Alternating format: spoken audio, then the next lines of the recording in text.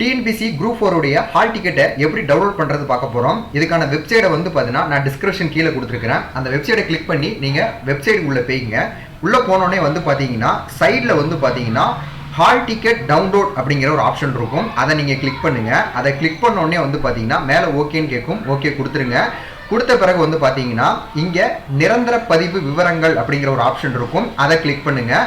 அதை கிளிக் பண்ணோடனே ரெண்டு ஆப்ஷன் இருக்கும். இதில் ஏற்கனவே பதிவு செய்தவர் அப்படிங்கிறது இருக்கும். அதை கிளிக் பண்ணுங்க. அதை கிளிக் பண்ணோடனே வந்து பார்த்தீங்கன்னா ஆல்ரெடி ரிஜிஸ்டர் பண்ணால் உங்களுடைய ஐடியும் பாஸ்வேர்டையும் போட்டுங்க. போட்டுட்டு கீழே உள்ள கேப்சாவை வந்து பார்த்தீங்கன்னா டைப் பண்ணுங்க. டைப் பண்ணிட்டு கீழே சமர்ப்பிங்க. அடுத்த டேஷ்போர்டு உங்களுக்கு ஓப்பன் ஆகும். அந்த டேஷ்போர்டில் வந்து பார்த்தீங்கன்னா கீழே டவுன்லோட் ஹால் டிக்கெட் அப்படிங்கிற ஒரு ஆப்ஷன் இருக்கும். அந்த டவுன்லோட் ஹால் டிக்கெட்டில் கொடுத்துட்டு இது குரூப் 4 அப்படின்னு இருக்கும். அந்த குரூப் 4ல கடைசி இருக்கும் பாருங்க, ஆக்டிவிட்டியில் டவுன்லோட் ஹால் டிக்கெட் இருக்கும். அதை நீங்கள் கிளிக் பண்ணுங்க. கிளிக் பண்ணிட்டு உங்களுடைய அப்ளிகேஷன் ஐடி அப்படின்னு இருக்கும். ஓகேவா, உங்களுடைய அப்ளிகேஷனுடைய ஐடியை வந்து பார்த்தீங்கன்னா இதில் ஃபில் பண்ணுங்க.